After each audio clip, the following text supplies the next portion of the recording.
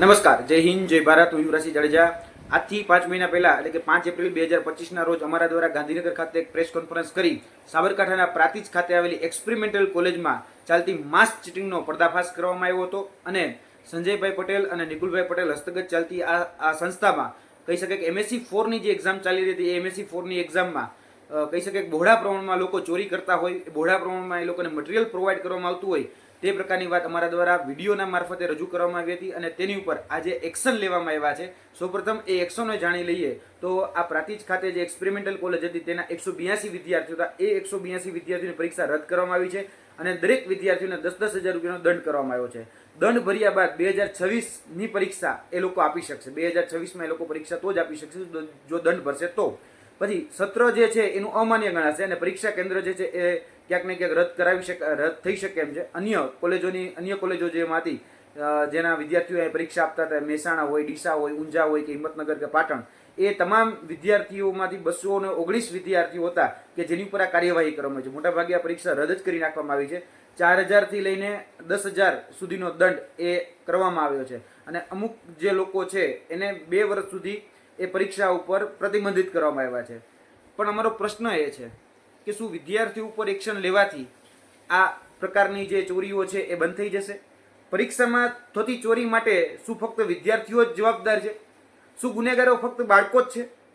સંસ્થાને માફી અને વિદ્યાર્થીઓને સજા, આ ક્યાંનો ન્યાય છે? ચોરને તમે દંડો એમાં ના જ નથી, પણ ચોરી કરાવનારને દંડતા કેમ નથી? ત્યાં અમારો સવાલ છે. શા માટે એ સંસ્થાઓને છાવરવામાં આવે છે એ અમને નથી સમજાતું. કારણ કે જે સંસ્થાના જે પ્રિન્સિપાલ હોય, સંજયભાઈ હોય કે બીજા અન્ય જે લોકો જે છે એ પ્રિન્સિપાલ હોય, નિરીક્ષક હોય, એ ક્લાસરૂમમાં હાજર છે અને ક્લાસરૂમમાં હાજર રહી એ લોકો ચોરી કરાવતા હતા. તે મટીરિયલ પ્રોવાઈડ કરતા હતા, વિદ્યાર્થીઓને મોબાઈલ લઈ જવાની છૂટછાટ આપી હતી. એ નિરીક્ષકની જવાબદારી હતી, છતાં પણ એ નિરીક્ષકે પોતાની જવાબદારી નિભાવી નહીં અને પ્રિન્સિપાલ હોય, એક્ઝામ કોર્ડિનેટર હોય, એને આ ગેરરીતિ થવા દીધી. એટલે ગેરરીતિ જે લોકોએ આચરી, નો ડાઉટ જે વિદ્યાર્થીઓએ કહી શકાય કે જે બાળકોએ જે ક્યાંક ને ક્યાંક ચોરી કરી એ ગુનાને પાત્ર જ છે, પરંતુ એ ગુનો કરાવનાર કોણ, તો એને શા માટે બક્ષી દેવામાં આવે છે એ સમજાતું નથી. એટલે પ્રિન્સિપાલ છે એ બુક મટીરિયલ ને બધી જ બાબતો અહીંયા પ્રોવાઈડ કરાવતા હતા. વિદ્યાર્થીઓને પ્રેરણા આપનાર જ આ કહી શકાય ને કે સત્તાધીશો હતા. એટલે તમે ચોરી કરવા દીધી એ તમારી ભૂલ જ છે, તો એને કેમ સજા નથી? બરાબર. એટલે એ મારો પ્રશ્ન મૂળ આ છે કે ભૂતકાળમાં ગુજરાત યુનિવર્સિટીની અંદર એક એવી ઘટના બની હતી કે જેમાં પેપર લીકેજની અને માસ ચીટિંગની ઘટનાઓ સામે આવી હતી. તેમાં કર્મચારીઓને પણ સસ્પેન્ડ કરી નાખવામાં આવ્યા હતા. એના જે પ્રોફેસરો હતો એની ઉપર પણ એક્શન લેવામાં આવ્યા હતા. બરાબર. એનું જે માન્યતા હતી એ માન્યતા પણ રદ કરેલી હતી, કેન્દ્રની માન્યતા. હવે તમે વિચાર કરો તો ભાઈ એક્સપેરિમેન્ટલ કોલેજને શા માટે એ બાકાત કરી દેવામાં આવે છે? સંસ્થા છે, પ્રિન્સિપાલ છે, ટ્રસ્ટી છે, એને શા માટે બક્ષી દેવામાં આવે છે? અને બીજી વાત રહી કે આ ભાઈ આ તો હજી એક સ્ટ્રીમ છે, બરાબર. આવી અનેક સ્ટ્રીમો ત્યાં ચાલે છે, ભૂતિયા વિદ્યાર્થીઓ ત્યાં છે, અલગ અલગ કહી શકાય કે ભૂતિયા સ્કોલરશીપો લેવાય છે, ખાલી વિદ્યાર્થીઓ ચોપડે છે, બાકી તો કંઈ છે જ નહીં. તો શા માટે એ બધી બાબતો ઉપર એક્શન લેવામાં નથી આવતા? આ તો એક એવી બાબત, નાની એવી બાબત અમે ઉજાગર કરી એટલે તમે આમાં એક્શન લીધા. બાકી વિદ્યાર્થીઓ પર દંડ લાદવાનો હેતુ આમ શું હોય ખબર છે? કે ભાઈ એ ખરેખર શિસ્તબદ્ધ થાય, પ્રમાણિક થાય, ભવિષ્યમાં ચોરી ન કરે, એ પ્રકારના ખરેખર દંડ લેવા જોઈએ. અહીંયા તમે આર્થિક રીતે જે દંડ આપી રહ્યા છો, 10,000 રૂપિયાનો દંડ આપી રહ્યા છો, કોને? તો કે બાળકોને.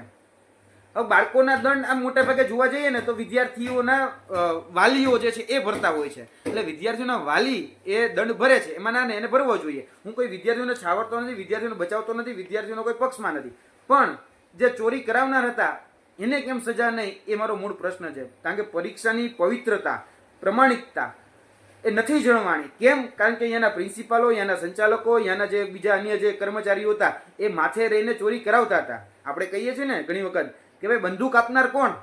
એ બંદૂક આપનાર કોણ એ વસ્તુ મહત્વની છે. એ ખૂન થયું કે પછી એ ખૂનનો પ્રયાસ થયો, પણ એના હાથમાં બંદૂક આપી કોને? એટલે બંદૂક આપનાર પણ એટલો જ જવાબદાર છે. એટલે એ જવાબદારીમાંથી છટકી ન શકે તો એની ઉપર એક્શન લેવા જોઈએ. ફક્ત સેન્ટર જ નહીં, એને HNGU અંતર્ગત જે માન્યતા મળી છે એ માન્યતા પણ રદ થવી જોઈએ. અને જે આ 10,000 રૂપિયાનો દંડ જે બાળકો ઉપર કરવામાં આવ્યો છે એવો સંસ્થા ઉપર પણ દંડ કરવામાં આવે, કારણ કે એ પણ જવાબદાર છે. કારણ કે કૂવામાં હતું એટલે દવેડામાં આવ્યું. ચોરને તમે દંડો છો તો ચોરી કરાવનારને પણ દંડો ને. કારણ કે કહી શકાય કે તમે બાળકના હાથમાં બંદૂક આપનાર છે એને તો છોડી દો છો, એટલે આ ક્યાંક ને ક્યાંક મને એવું લાગે છે કે જાણી જોઈને આ જે સંચાલકો છે એ સંચાલકોને બચાવવામાં આવતા હોય, એ સંચાલકોને ક્યાંક ને ક્યાંક છાવરવામાં આવતા હોય એવું સ્પષ્ટપણે દેખાઈ રહ્યું છે. ક્યાંક એવું તો નથી ને કે આપણે બિલાડીને દૂધના રખોપા જાણી જોઈને સોંપી રહ્યા છીએ. એટલે આશા રાખીએ કે એવું ન થાય અને બધાને યોગ્ય ન્યાય મળે. જે વિદ્યાર્થીઓને જે રીતે સજા મળી છે, તો સંચાલકો છે, પ્રિન્સિપાલો છે, અન્ય જે સ્ટ્રીમો ચાલે છે, ભૂતિયા વિદ્યાર્થીઓ જે ખોટી રીતે સ્કોલરશિપ લેવાય છે, આ બધી જ બાબતો ઉપર એમાં સ્વતઃ સંજ્ઞાન લઈને એચએનજીયુ એનું કેન્દ્ર છે એ રદ કરવાના પ્રયત્નો કરે. ક્યાંક ને ક્યાંક પ્રયત્ન થવા જોઈએ, પણ એચએનજીયુ છાવરવાનું શા માટે આ કાર્ય કરી રહ્યું છે સમજાતું નથી. એટલે આશા અપેક્ષા રાખીએ કે આની પર એક્શન લેવાય. જય હિન્દ, જય ભારત.